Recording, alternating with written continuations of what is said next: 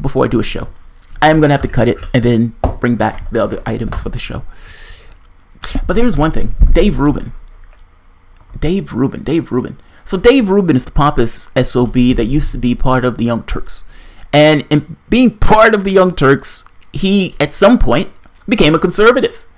Now, he considers himself this kind of faux intellectual, allowing people to spew utter nonsense without him really pushing back on it.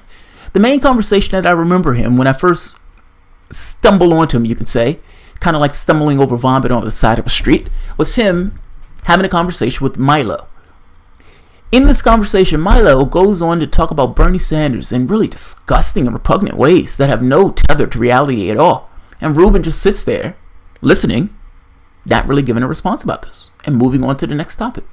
And it's an amazing thing to see. And yet, this is Dave Rubin and his show. Anna has is in a more emphatic moment is explaining why Dave Rubin and the Young Turks parted ways. Let's take a listen to her. For this, I found this to be an amazing thing because she was really pissed off about what was taking place. And I'll cut this later and to make it into 2 videos.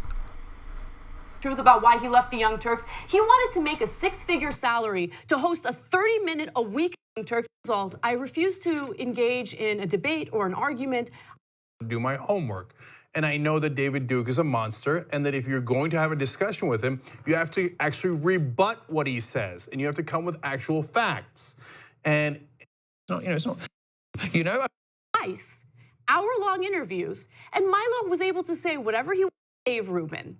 So that's what real journalist is. I mean, that's a real intellectual. No, it's lazy.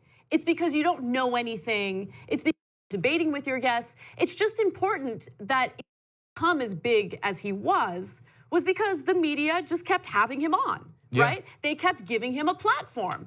And so I want to address one other thing because I think it's important. Media, journalism, all of that, right, is important. And I'm not saying that because of what we do. I think that it's incredibly important to fact check the people that you have on your show. And that's not because I'm a fan of arguing or debating with your guests. It's just important that if you have a platform and you're allowing someone to say whatever it is that they want to say, you don't want half-truths, misinformation, lies to get out there in the public.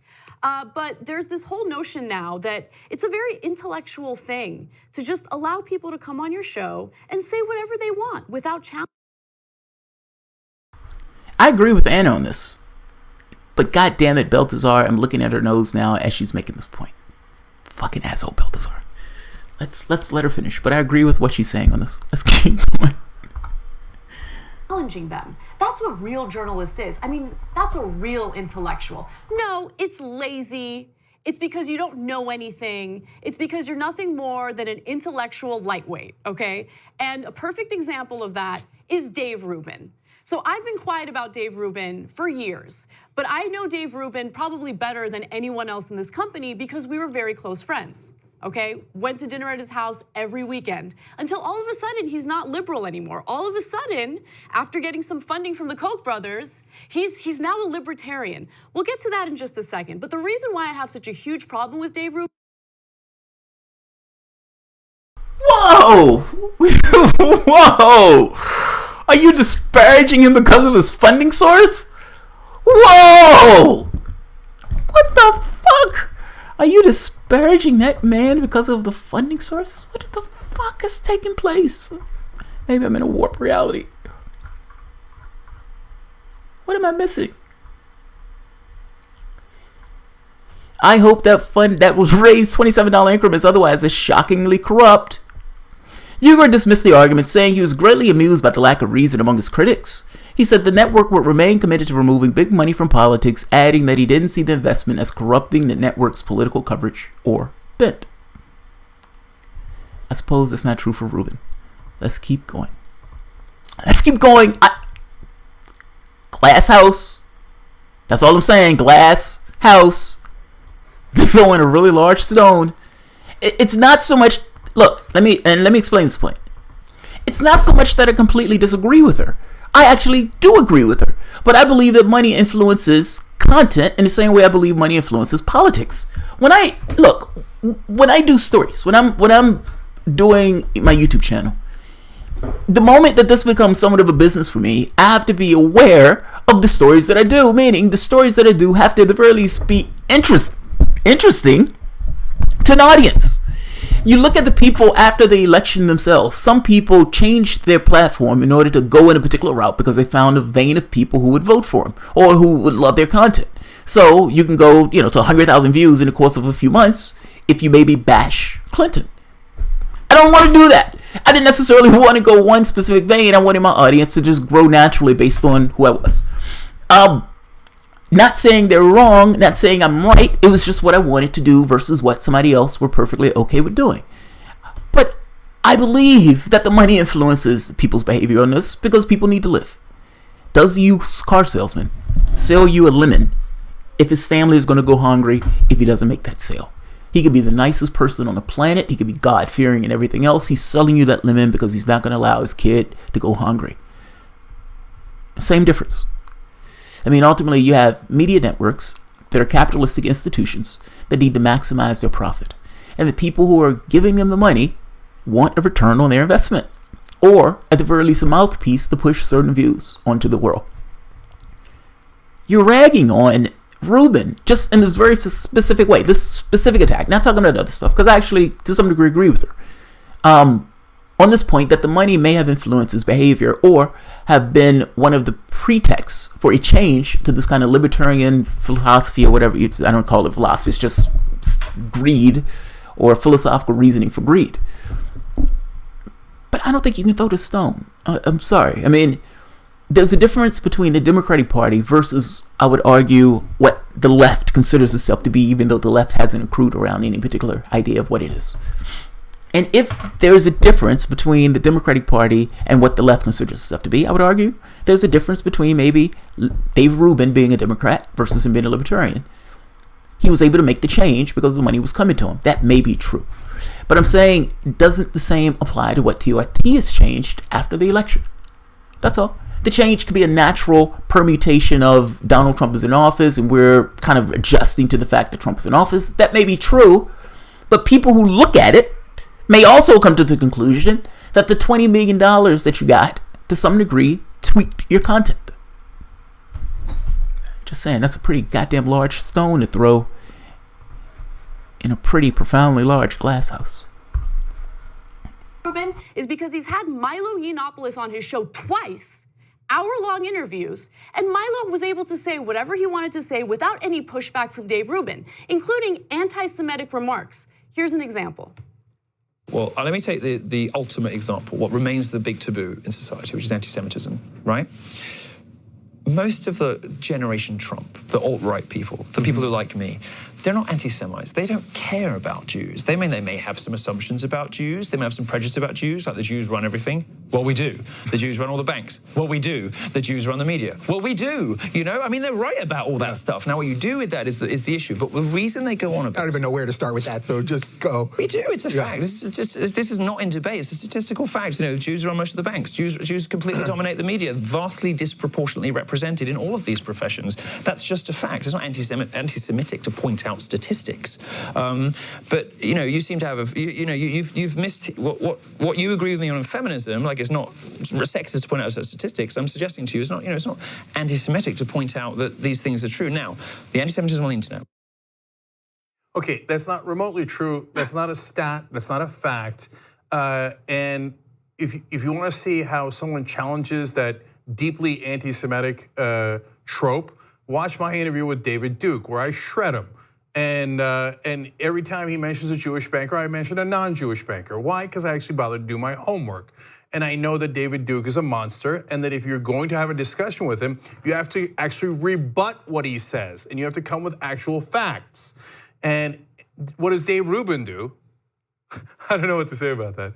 Just go. No, it's actually worse than that. Dave Rubin sells it as, I'm far more intellectual And as a result, I refuse to engage in a debate or an argument. I allow people to make their case on my show. No, you're lazy. He was lazy when he worked here. He's lazy now with his ridiculous show where he proves time and time again that he doesn't know anything. And why do I know he's lazy? Why did he really leave the Young Turks? Can I please finally tell the truth about why he left the Young Turks? He wanted to make a 6-figure salary to host a 30-minute-a-week show when everyone here, because we work for an independent news company, was getting paid far less while working 12-hour days. That's why Dave Rubin left the company. And now all of a sudden he's getting funded by the Koch brothers, and all of a sudden his opinions are very different. He has no political identity. He is not an honest actor. He is not an intellectual. He is a fraud. Plain and simple, and he's giving platforms to people like Milo Yiannopoulos on his crappy show. That's who Dave Rubin is. Wow. Wow. That's brutal. That is brutal. That is brutal. That is completely brutal. Jesus Christ. That is utterly brutal. Yeah, there's nothing to say about that, man. She has some serious feelings about Rubin. She's got some serious feelings. I don't know what she's paid, but I suspect that she's probably right. They're indie news network. I would imagine that they probably say to themselves, and they take certain hits to themselves from the standpoint of what they can earn or whatever else. And so if Rubin is trying to make all that cash in this network, I would imagine he'll have feelings about it. So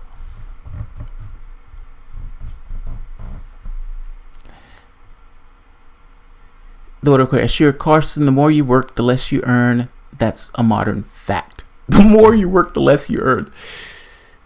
They argue that Jen can give air to David Duke and David Rubin is a hack for Milo. No, Harlan. Their issue with it was that in that video, there was nothing. I mean, there was no pushback. Like, Milo would just spew stuff and Rubin was just sitting there. I remember, I've seen maybe 2 or 3 episodes of Rubin's show. I saw the one with Milo where he was talking about Sanders and Rubin just kind of sat there like nothing was being said. But he was saying just really nasty stuff. And it's like, oh, there's no pushback. Uyghur is making the point that when David Duke came on the show, there was pushback. He actually pushed back on his particular position. That's what he's trying to make the point. The more you work, the more you earn for your boss. That's true.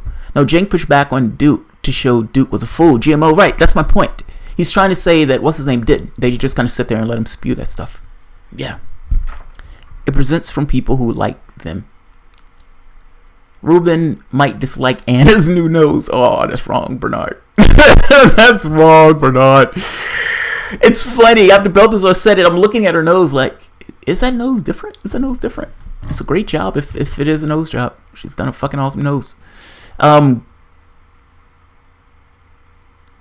Milo's an utter dipshit. Yes, he is. He's a disgusting human being. Duke was on TYT. Yeah, David Duke was on TYT. Cal, I don't agree, though. It's an interview talk show. It's not like a debate show. That's the point of a show. It's just to talk and open freely. I feel you, but if you were having a conversation with somebody and they were like, the moon is full of Swiss cheese, do you say that's interesting and you move on for the fact that the person just said the moon is full of Swiss cheese? What if the person starts using the N-word or start going after the Hispanics? What do? I mean, are you saying that you just let them have certain conversations on your platform and your network to put it out as if what they're saying is true when it's just kind of propagandish nonsense? I think even on those shows, you have to push back. David Letterman, do you remember when, who was it? It wasn't Trump. It was somebody else. It was a big time celebrity, ends up going on the David Letterman show. And David Letterman shreds the guy. Now, talk show, you're supposed to just have a conversation. But Letterman clearly didn't like the guest because the guest was saying things that was against what Letterman believed in. And Letterman was willing to have this conversation with the guest on those items. I think you always push back. I think you have to. A dingo ate my baby. That's what 20 million went to fix. Oh, I'm not going there.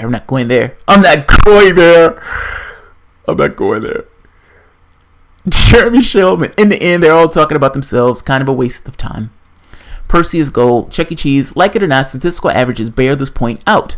Parental principle is real, and the fact that Google speech to text software knows what parental principle is cough. I don't know what parental is. I know who Michael Parental is, but I don't know what the parental principle is. The password is avarice. It's avarice. I don't like it, but it's his show, it's his rules. That's fair, but I can criticize it. I can damn sure criticize it, and so can she.